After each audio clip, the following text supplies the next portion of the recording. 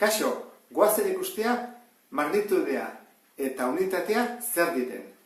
Hortarako, lehenengo gauza ekarri dizuet pilota bat.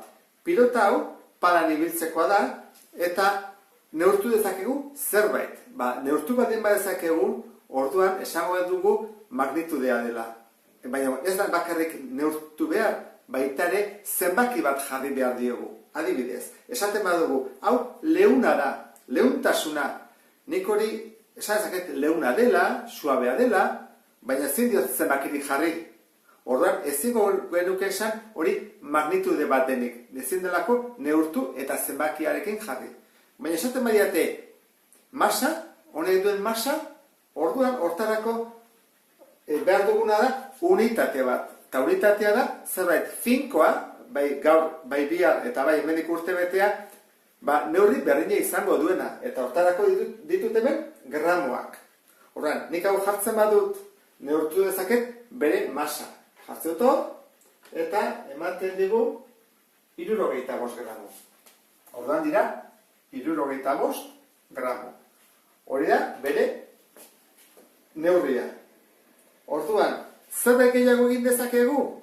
Bai, hartu dezaket beste unitate finko batekin, adibidez hemen zentimetroak dira, eta neurtu dezakegu adibidez honen buelta osoa. Ezin duguna da diametroa neurtu, zehortarako teknologiatik hartu beharko nuke aparatu bat neurtzeko bere diametroa. Baina honekin jakin dezaket zirkunferentzia osoa. Horran, puntu hau zeroan jartzen badut eta buelta oso ematen badu, buelta oso horrela, iristen da berriro 14,5. Orduan, izango luke 14,5 zentimetro bere neurria.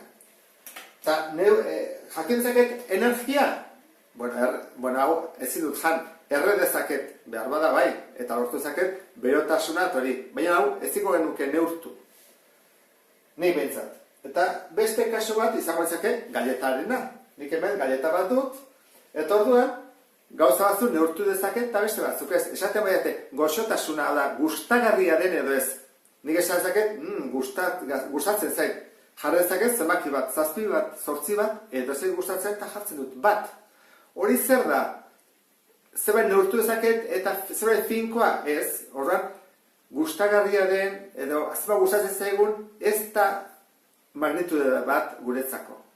Baina bitartean beste biok masa eta luzera bai. Orduan guazen lehenengoarekin, masa, hau jarriko dut gure balantzonta jakiteko zenbat gramo dituen. Jartzen dut. Eta mugitu dira bi txiki, horren 10 gramo dira, 10 gramo gutxi gora bera, hau ez da oso esaktua, baina, eta neurtu ezakai baita ere luzera, hortarako behar dut beste bat, zentimetroak behar ditut, hau dira unitateak. Orduan, unitateak jartzen dut horrela, eta jartzen dit 6 zentimetro, baina nola ez da zuzena, leku batzutan 6, beste batzutan gutxiago izango da, jarriko diot 6 zentimetro, gutxi gora bera. 6 zentimetro. Horrein ikusten dezue, nola unitateak jartzen dira zenbakian ondoren. 6 zentimetro, 10 gramo, eta pilotak 65 gramo, 14,5 zentimetro. Badaude, beste gauza batzuk guk ezin ditugunak neurtu, baina ematen dizkigutenak. Adibidez hemen da, puntu hori bat. Esan nahi du gogortasuna. Nolako botea emango duen gero. Hor badaude aparatu batzuk, behaiek neurtzen dutena eta esango digutena zein den bere gogortasuna. Eta galleta honetan jakin dezaket bere energia nik atea dezaket, baina ez neurtu dudalako, baizik beste batek neurtu dudalako. Eta hortarako joaten naiz kaxara. Bere kaxara eta jartzen du bere balio nutrizionala. Eta jartzen du energia 100 gramo jaten baditugu, ditugula 287 kilokaloria. Beraz, 100 gramokin 287 kilokaloria baldin badira, 10 bakarrik baldin baditugu, 10 aldiz gutxiago ditugu 288,7 kilokaloria. Bueno, galleta batentzako desente da, ezta? Ze horrelako 200kin gutxi gora bera 2000 kilokaloria ditut, eta egunean jandar ditugu 2000 gehienez. Ez badu kilo asko egiten, behar bada gehiago beharko nuke. Orduan, honekin, olako 40 galletakin, egun osoako kilokaloria janditugu.